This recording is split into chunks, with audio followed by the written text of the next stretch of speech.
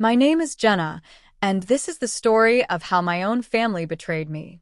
Growing up, I never thought I'd find myself standing at the edge of my own family's rejection. But life has a strange way of revealing people's true colors, and in my case, it was when I asked for what was rightfully mine. It all started on a warm Friday afternoon. My father, whom I had always looked up to, had called me into his study. I thought it was going to be about the family business or maybe even plans for the future. Instead, what he told me shattered my world. "Jenna," he said, his voice firm but emotionless, "I've decided to give the inheritance to your stepsister, Lily." I blinked, thinking I'd misheard him. "What do you mean?" "The inheritance was from Mom. She wanted me to have it. She wanted it to go to someone who could make the best use of it," he said, leaning back in his leather chair. "And Lily has proven herself to be more capable." "Capable?" My voice rose in disbelief. "She's never worked a day in her life. I've spent years studying, working hard, and building my skills, and you're telling me she's more deserving?" "Jenna," my stepmother's sharp voice cut in as she entered the room, "don't raise your voice. Lily has plans for the inheritance. She'll grow the family's legacy." I felt the weight of betrayal sinking in. "Plans?" "She's been spending money on designer clothes and vacations while I've been working 3 jobs just to stay afloat." My father's face hardened. "If you want success, Jenna, work harder. Don't expect handouts." It was like a slap in the face. My mother had worked tirelessly to build a future for me before she passed, and now her efforts were being handed to someone who had done nothing to earn it. My hands trembled as I stood up. "You've made your choice," I said, my voice shaking but firm. "And now I'm making mine. I'm leaving this house, and I'll never ask you for anything again." "Don't be dramatic," my stepmother scoffed. "You'll come crawling back when you realize the world isn't as easy as you think." I didn't respond. Instead, I packed my things that night and left the house I had once called home. I didn't know where I was going, but one thing was clear. I was done being overlooked, done being taken for granted. As I walked away from the grand gates of our family estate, I promised myself one thing: I would succeed on my own terms. And one day, they would see the mistake they had made. Walking away from the only home I had ever known was harder than I imagined. With nothing but a suitcase in one hand and a handful of savings in my pocket, I started my new life. The first few weeks were tough, really tough. I slept in budget motels, ate instant noodles for meals, and scoured job boards every morning. Eventually, I landed a job as a receptionist at a small company. It wasn't glamorous, but it was enough to keep me afloat. Every paycheck went toward rent for a tiny studio apartment and saving for something better. I worked long hours, took night classes in business management, and stayed up late researching opportunities to grow. But as time went on, I realized something. The betrayal that had broken me was also what drove me. Every rejection letter, every struggle to make ends meet, only fueled my determination to prove them wrong. One day, after a particularly exhausting shift, I stopped by a local cafe.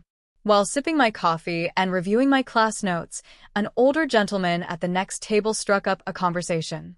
"You seem quite focused," he said with a kind smile. "What are you studying?" I hesitated, unsure why he was interested, but something about his demeanor felt genuine.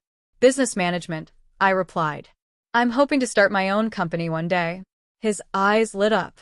"That's ambitious. Have you considered mentorship?" I frowned, unsure of his angle. "Not really. I'm just trying to figure things out on my own." "Well, if you're interested, I might be able to help. My name is Mr. Carter. I've been in the corporate world for over 3 decades, and I know what it's like to start from nothing."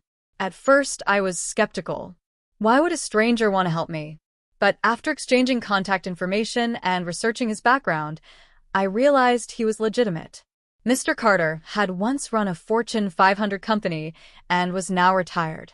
His offer was sincere, and I decided to take a chance.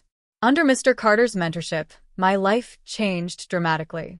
He didn't hand me success on a silver platter. Instead, he challenged me to think bigger, work smarter, and believe in my potential.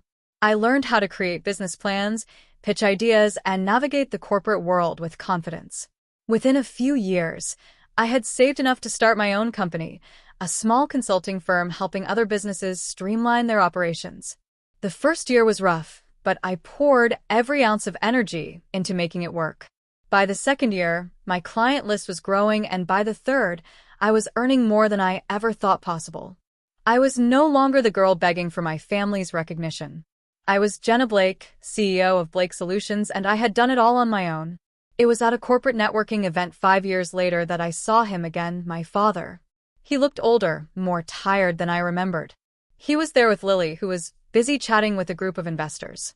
I overheard snippets of their conversation and realized the family business wasn't doing well. "Jenna?" My father's voice caught me off guard. He had spotted me across the room, and for a moment, I saw something I hadn't expected: shock and regret. "Yes, Dad, it's me," I said, my tone neutral. "It's been a while." "You're a CEO?" he asked, his eyes wide as he took in my tailored suit and confident demeanor. "I am," I replied simply. "Blake Solutions has been thriving." He opened his mouth to speak, but I held up a hand. "I think we both know this conversation won't change anything. I made my path, and you made yours." Before he could respond, an organizer called me to the stage to speak about my company's success. As I walked past him, I saw Lily staring at me, her expression a mix of jealousy and disbelief. The applause was thunderous as I stepped onto the stage. I wasn't nervous, not anymore.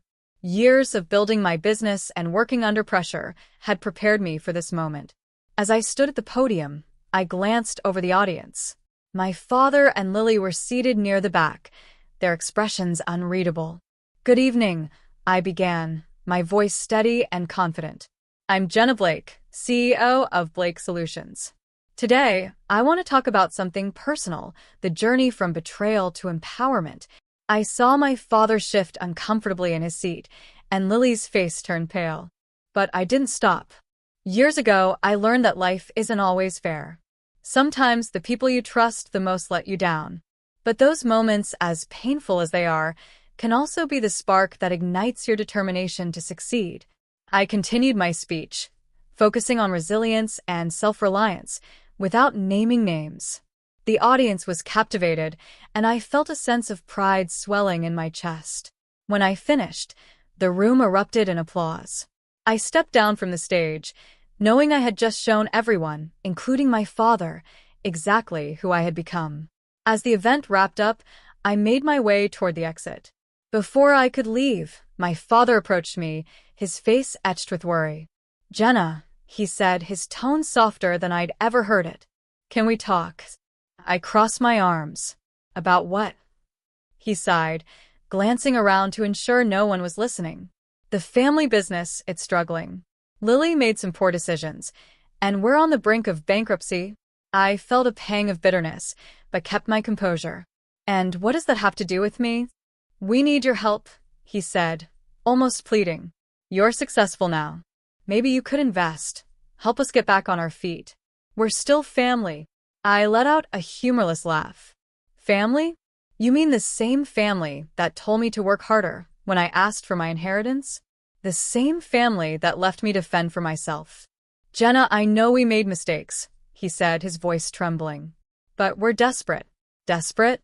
I echoed, my anger bubbling to the surface. "You didn't care about my struggles. You didn't believe in me. And now you want me to fix your mess?" Lily joined him, her expression a mix of desperation and arrogance. "Jenna, don't be so dramatic. We're giving you an opportunity to show you're better than us. Isn't that what you've always wanted?" Her words struck a nerve, but I refused to let her provoke me. "I don't need to prove anything to either of you," I said coldly. "And I certainly won't bail you out." As I turned to leave, a thought crossed my mind. "By the way," I said, pausing, "did you ever think I wouldn't find out about the trust fund Mom left me?" Both of them froze. Their silence confirmed my suspicion. "You stole it, didn't you?" I asked, my voice calm but icy. "Mom wanted me to have that money, but you hid it so Lily could have everything." My father's face turned pale and Lily stammered. It wasn't like that. We just thought." "You thought you could rob me of what was mine, and I'd never know," I said, cutting her off. "Well, here's some news for you. I've already hired lawyers. That trust fund will be mine again soon, and there's nothing you can do about it. My father looked like he was about to argue, but I didn't give him the chance. This conversation is over, I said firmly. Don't contact me again unless it's through my attorney. Months later, I received confirmation that the trust fund had been reclaimed. My mother's legacy was finally in my hands, and the family that had betrayed me faced social disgrace and financial ruin. Lily lost the family business, and my father had to sell their mansion to cover debts. As for me, I used the money to expand Blake Solutions and support causes close to my heart. I didn't need their approval anymore. I had built my own legacy, one that no one could take away. Looking back, I realized their betrayal was the best thing that could have happened to me. It forced me to grow, to fight, and to succeed. And now, every step I took reminded me of one simple truth. I didn't need them. I never did. Thank you for watching. If you enjoyed this story about resilience and karma, don't forget to give it a thumbs up and share it with your friends. What would you do if you were in Jenna's shoes? Let me know in the comments below. I'd love to hear your thoughts. And hey, if you haven't already, make sure to subscribe to the channel and hit that notification bell so you never miss another inspiring story. Until next time, stay strong, stay motivated, and remember, you have the power to create your own success.